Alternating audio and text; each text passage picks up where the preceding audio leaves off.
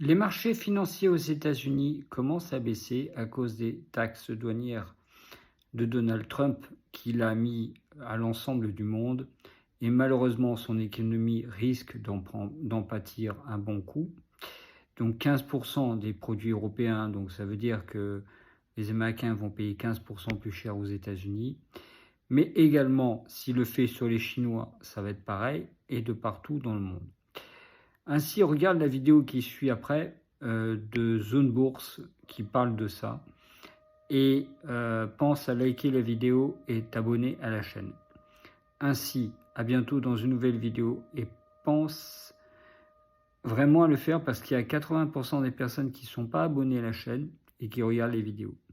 Merci, à La bientôt. bourse américaine a connu sa plus mauvaise semaine depuis mi-avril. Moins 2,5% pour l'indice S&P 500 qui réunit les 50 plus grosses sociétés américaines cotées en bourse et moins 2,64% pour l'indice Nasdaq 100 qui est plus axé sur les valeurs technologiques. Alors la chute a principalement eu lieu ce vendredi après la publication des chiffres de l'emploi aux États-Unis. Concrètement, la première économie mondiale a créé 73 000 emplois en juillet, soit bien en dessous des prévisions. Pire, le nombre d'emplois censés avoir été créés pendant les mois de mai et juin a été fortement révisé à la baisse. Les chiffres corrigés à 19 000 en mai et 14 000 en juin représentent la plus importante révision à la baisse de l'emploi aux États-Unis depuis 1979, hors période Covid. Plus globalement, une baisse du nombre d'emplois signale un ralentissement de l'économie, ce qui inquiète les investisseurs sur les perspectives de croissance des entreprises, ce qui se retranscrit directement dans la baisse des indices boursiers. Et après la publication des chiffres de l'emploi, Donald Trump a crié au complot en déclarant qu'Erika McEntire, commissaire aux statistiques du travail, aurait manipulé les chiffres à des fins politiques en insistant qu'elle a été nommée sous Biden. Résultat, quelques heures après la publication, Erika McEntire a été limogée. Donald Trump a aussi appelé le président de la Banque centrale américaine Jerome Powell à démissionner, étant donné qu'il n'écoute pas les directives de Trump de baisser les taux d'intérêt directeurs pour soutenir l'économie. Depuis fin 2024, les taux directeurs sont restés inchangés à 4,5% dans la crainte de voir les tarifs douaniers relancer l'inflation, mais avec ces mauvais chiffres sur l'emploi, les analystes estiment à 80% une baisse des taux en septembre afin de soutenir l'économie américaine.